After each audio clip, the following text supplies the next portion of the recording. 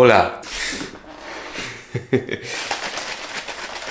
You just shake it, back and forth. There's no motor, no battery. And you get the results you want. 3 things you must do to overcome resistance. Let's go.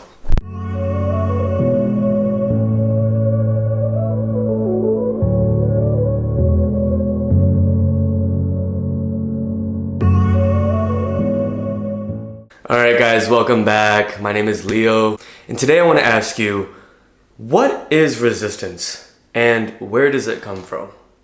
Who invited her? Nobody. She doesn't even go here! So resistance can take many forms, and it is the shapeshifter of the universe. Do not be fooled, because it is trying to tear you down. And it's extremely persuasive in its tactics and the forces that it calls upon. 90% of the time, it comes from within. And that can be in the form of trauma, unhealthy patterns, a wounded inner child, etc. All that being said, the past can haunt you. If you let it. And I'm gonna go ahead and use one of the most impactful experiences of my life as an example for how trauma can manifest into resistance. Don't mind me, I'm going to just go ahead and slug this thing down.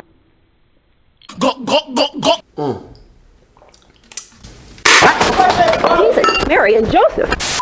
So at the age of 5, my parents got a divorce. And you know, at the age of 5, you barely understand the world. You're so new to the world, so much less you understand what a divorce is and why people break up. What love is, you don't even know what that is yet. So for me, that was extremely hard and very, very confusing. I was really woken up to a great sense of self-awareness. And my mom, about a year or so later, ended up getting together with an extremely toxic guy. Severely mentally ill, and I don't mean that in the meaning way. I really do believe that he has a mental illness and he does need help and he does need correction in the most healthiest way. I don't really know what he went through as a child or growing up to make him be or act the way he was. He came into my life like a rocket. He just blew up my world completely. My world was really just being engulfed with this shitstorm of chaos. And that's what I knew for 9 years, from the age of 5 to 14. One of the earliest memories of my childhood that I have is of me playing in my bathtub with my action figures, then just suddenly being ripped out of the bathtub, dragged onto the floor, thrown onto my bedroom floor, and just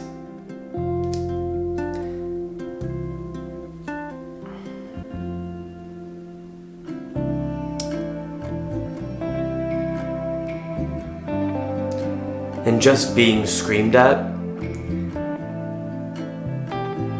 and beaten with a belt.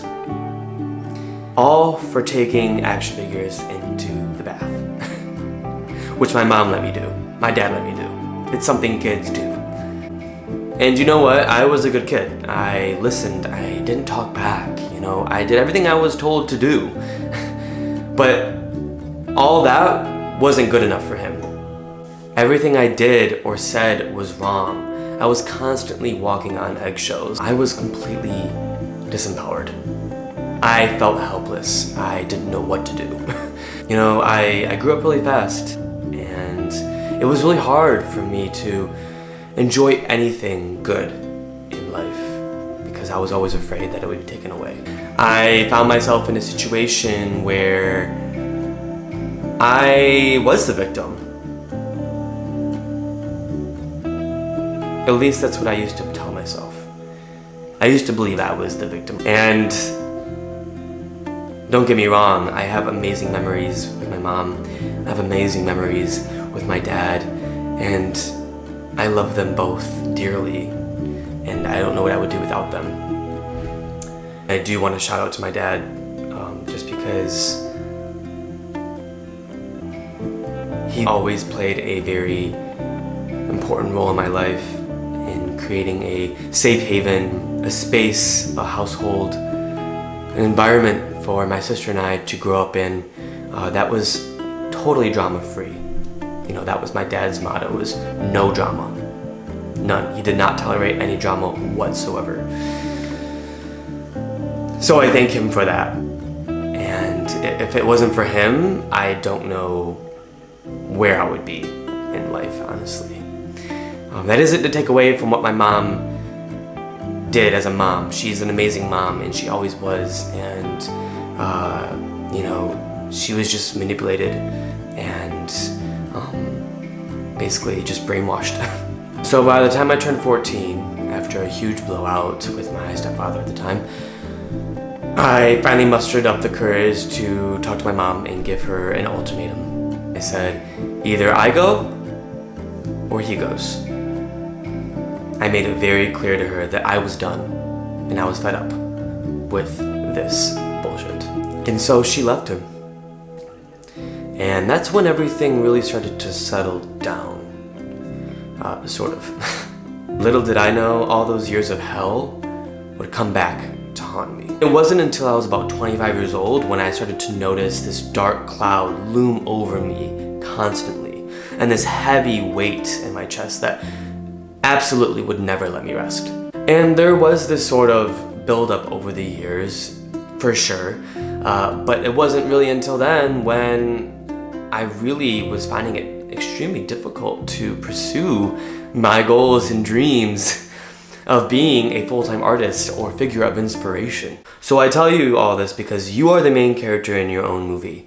Not anyone else's, but your own movie. And resistance is the antagonist. It's the villain. It is the inner saboteur that does have forces that, again, will call upon to tear you down and make your world crumble.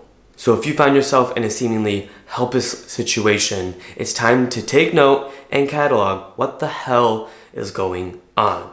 What are the emotions being felt? What are the thoughts being thought, the actions being taken? Creating art and writing was my saving grace through all those dark years. I recall drawing a lot and writing a lot about what I was going through, what I was feeling. And it helped me muster up the courage to give my mom that ultimatum and stand up for myself once and for all. You know, everything is energy, and I channeled a lot of that energy, and I still do. That's what my art and my life is about, is channeling all these experiences, all this energy into what I create, what I do, how I live my life. And we must balance the energy that we give with the energy that we take. And yes, keeping 70 to 80% of the energy for yourself and only giving 30 or 20% of the energy to others or situations is being balanced. Most of the time, that percentage is not 50-50.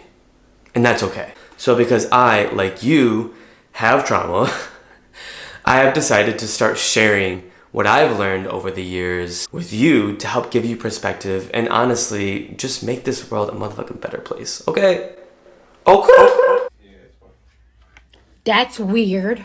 You must be mindful of how much energy you require for yourself and how much energy you are giving to others. Here are the top 3 things you must do to defeat resistance. Snatch the motherfucking crown and reclaim your power. Number 1, who are you surrounding yourself with?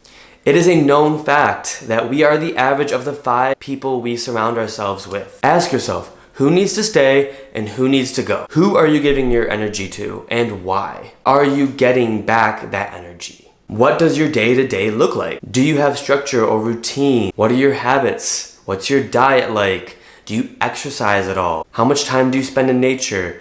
What's your form of work? Do you enjoy your work? Do you not enjoy your work? Overall, where are you concentrating your energy?